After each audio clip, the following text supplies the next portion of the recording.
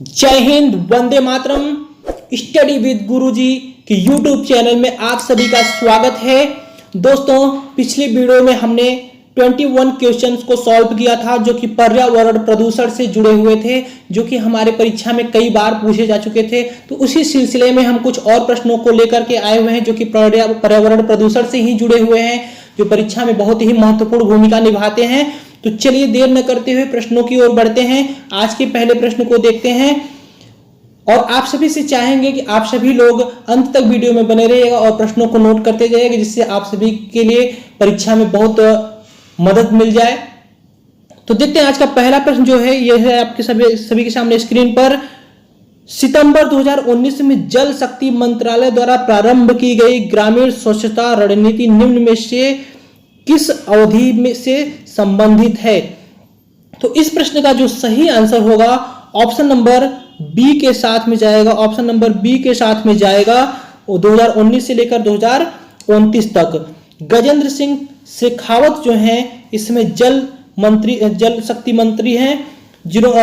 तो ये जो गठन हुआ था जल शक्ति मंत्रालय का 2019 में किया गया था, जल की कमी को पूरी करने के लिए और स्वच्छता के लिए।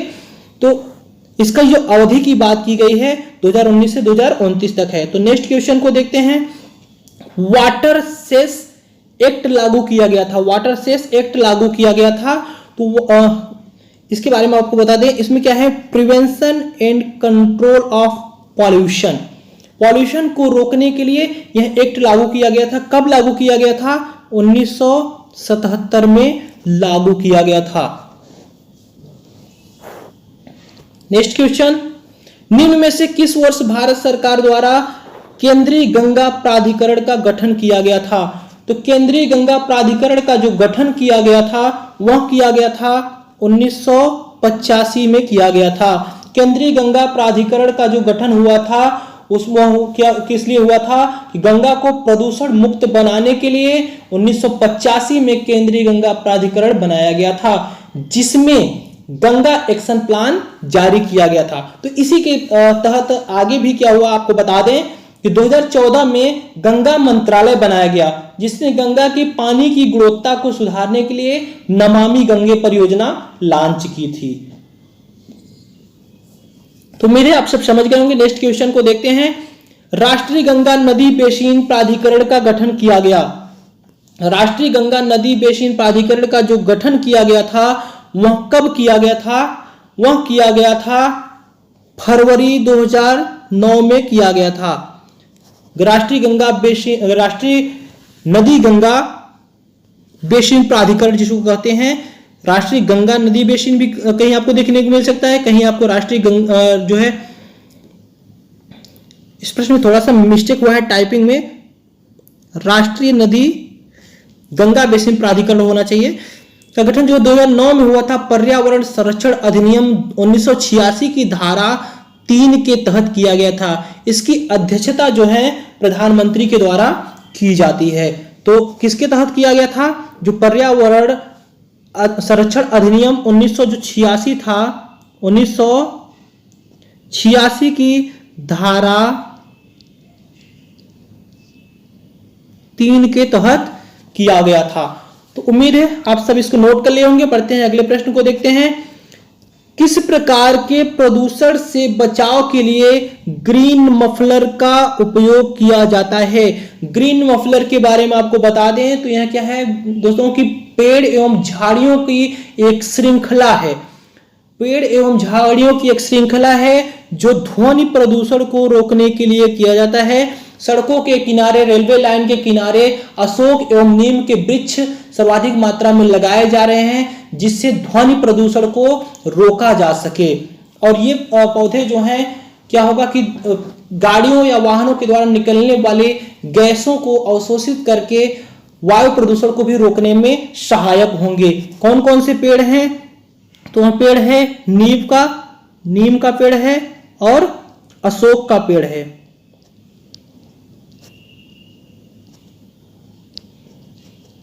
नीम और अशोक के पेड़ लगाए जा रहे हैं ग्रीन मफलर के तहत।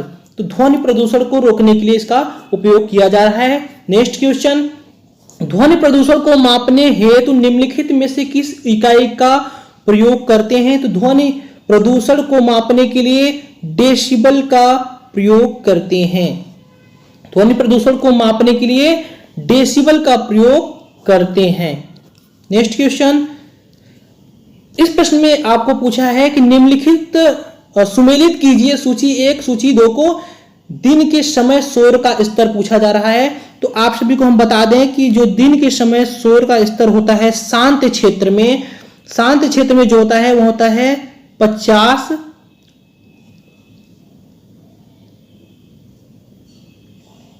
50 डेसिबल होता है।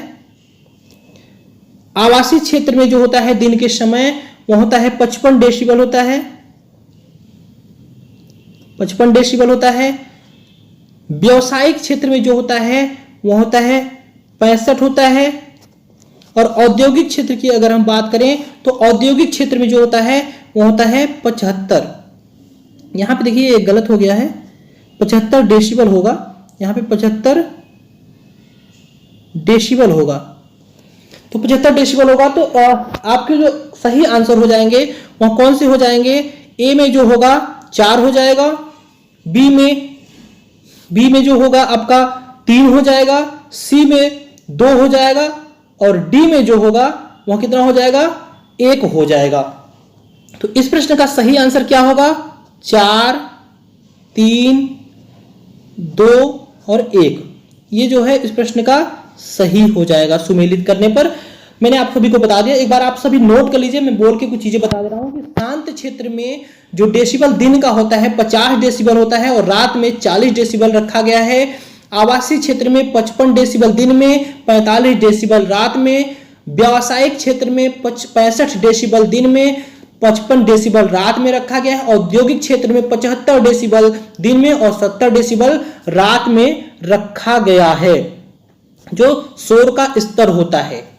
नेक्स्ट क्वेश्चन, भारत में कार्बोफ्यूरिन, मेथिल पैराथियोन, फॉरेट एवं ट्राइएजोफॉस के इस्तेमाल को आशंका से देखा जाता है। ये रसायन किस रूप से इस्तेमाल किए जाते हैं? तो ये रसायन जो इस्तेमाल किए जाते हैं वो कृषि पीड़कनाशी के लिए इस्तेमाल किए जाते हैं। तो कृषक पीड़कनाशी के बारे में आपको बता दें, आमतौर पर इसको पेस्टिसाइड्स के नाम से जानते हैं। यह रसायन जो है पौधों को हानि पहुंचाने वाले कीड़ों, कवकों, सूत्रकृमियों, कृंतकों तथा खरपतवार को नष्ट करने के हेतु काम में लिया जाता है। और कीटनाशी में आपको बता दें, यहाँ पे कुछ नाम तो दिया हुआ है, जैसे ये हो गया कार्बोफ्यूरिन, मेथिल पैराथियोन, फॉरेट, ट्राइएजोफॉस और इसके अलावा जो होते हैं एल्ड्रीन होते हैं, डाई एल्ड्रीन होते हैं, BHC आदि जो होते हैं वो क्या होते हैं? रसायन होते हैं जो कि कृषि में पीड़कनाशी के रूप में होते हैं। अब ये जो दवाइयां उपयोग होती हैं यह क्या होता है कि बोला जा रहा है आशंका से देखा जा रहा है। तो आशंका से इसलिए देखा जा रहा है कि यह स्वास्थ्य के लिए हानिकारक होती हैं। यह प्रदूषण, बहुत ज्यादा प्रदूषण फैलाती है। इससे मृदा प्रदूषण, वायु प्रदूषण भी होता है और मनुष्य जब फलों को खाते हैं, सब्जियों को खाते हैं तो उनसे क्या होता है, उनको भी बीमारियों का सामना करना पड़ता है। तो उम्मीद है यहां तक समझ गए होंगे आप। नेक्स्ट क्वेश्चन को देखते हैं, निम्नलिखित में से कहां अंतरराष्ट्रीय समुद्री संगठन का मुख्यालय है? अंतरराष्ट्रीय समुद्री संगठन जिसको अंग्रेजी में कहा जाता है इंटरनेशनल मैरीटाइम ऑर्गेनाइजेशन या शॉर्ट में IMO भी कहा जाता है। शॉर्ट में क्या कहा जाता है? IMO, International Maritime Organization. इसकी जो स्थापना हुई थी 17 मार्च 1958 को जिनेवा में हुआ था। कहां पे हुआ था? जिनेवा में। और इसका जो मुख्यालय है, अगर इसके मुख्यालय की हम बात करें तो इसका मुख्यालय लंदन में है। इसका मुख्यालय जो है लंदन में है। आप ध्यान दीजिएगा, यहां जिनेवा भी दिया हुआ है। जिनेवा में इसका स्थापना हुआ था। इसका जो स्थापना हुआ था जिनेवा में हुआ था 17 मार्च 1958 को, लेकिन इसका जो मुख्यालय है वह कहां पर है, लंदन में है। तो लंदन इस प्रश्न का सही आंसर हो जाएगा। उम्मीद है जो चीजें हमने आपको बताया सभी नोट कर लिए होंगे, क्योंकि बहुत ही महत्वपूर्ण प्रश्न है, कई बार एग्जाम में पूछा जा चुका है। नेक्स्ट क्वेश्चन को देखते हैं। नाभिकीय ऊर्जा का उपयोग प्रायः कारक है। तो नाभिकीय ऊर्जा का जो उपयोग क्या है, वह कारक है ऊष्मीय प्रदूषक का, ऊष्मीय प्रदूषक का कारक है। Next question. भोपाल गैस त्रासदी मिथाइल आइसोसाइनेट मीक रिसाव, इस गैस के रिसाव से जो घटना हुई थी वो पूछा जा रहा है कब हुआ था, तो वह हुआ था 3 दिसंबर 1984 को हुआ था। नेक्स्ट क्वेश्चन यहां आपसे पूछा गया है,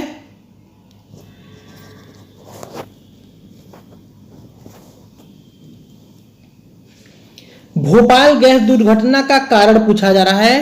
तो भोपाल गैस दुर्घटना का जो कारण था अभी उसमें हमने आपको बताया है। ऑप्शन नंबर ए जो है क्या है, मिथाइल आइसोसाइनेट का रिसाव। पिछले प्रश्न में भी ये दे दिया था, तो इसका सही आंसर ऑप्शन नंबर ए होगा। नेक्स्ट क्वेश्चन को देखते हैं। चेरनोबिल दुर्घटना संबंधित है, तो चेरनोबिल दुर्घटना जो संबंधित है वह संबंधित है नाभिकीय दुर्घटना से। किससे संबंधित है, नाभिकीय दुर्घटना से संबंधित है। यह हुआ था 1986 में। 1986 में कहां हुआ था, यूक्रेन में हुआ था। यूक्रेन में चेरनोबिल दुर्घटना जो हुआ था नाभिकीय दुर्घटना के नाम से जानी जाती है, 1986 में यूक्रेन में हुआ था। Next question. पॉलिथीन की थैलियों को नष्ट नहीं किया जा सकता क्योंकि वो बनी होती हैं, किससे बनी होती हैं, तो बनी होती हैं पॉलीमर से बनी होती हैं, इसलिए इनको नष्ट नहीं किया जा सकता है। ऑप्शन नंबर सी इस प्रश्न का सही होगा। Next question. निम्न में से कौन सी वस्तु जीवाणुओं से नष्ट नहीं होती है, तो जीवाणुओं से कौन सी वस्तु नहीं नष्ट होती है, तो वह होती है प्लास्टिक। प्लास्टिक जो है जीवाणुओं से नष्ट नहीं होती है। यह क्या होते हैं, जैव अनिम्नीकरण में आते हैं। Next question. निम्न में से किसके क्षय होने में सबसे अधिक समय लगता है। क्षय का मतलब होता है समाप्त होने में, किसके समाप्त होने में, किसके सड़ने गलने मिट्टी में मिलने में सबसे अधिक समय लगता है। तो यहाँ पे क्षय का अर्थ होता है सड़ने या गलने में किसमें सबसे अधिक समय लगता है। तो सबसे अधिक जो समय लगता है वह लगता है प्लास्टिक के थैले में। प्लास्टिक का थैला है जो कि जीवों द्वारा नष्ट नहीं किया जा सकता है, इसको गलने में, इसको क्षय होने में या समाप्त होने में बहुत ज्यादा समय लगता है। Next question. इंसिनरेटर्स, इंसिनरेटर्स का प्रयोग निम्नलिखित में से किस लिए किया जाता है। तो इंसिनरेटर्स के बारे में आप सभी को बता दें कि यह मशीन है जो कि कूड़ा कचरा को जलाने के लिए उपयोग किया जाता है। तो इस प्रश्न का सही आंसर होगा ऑप्शन नंबर ए।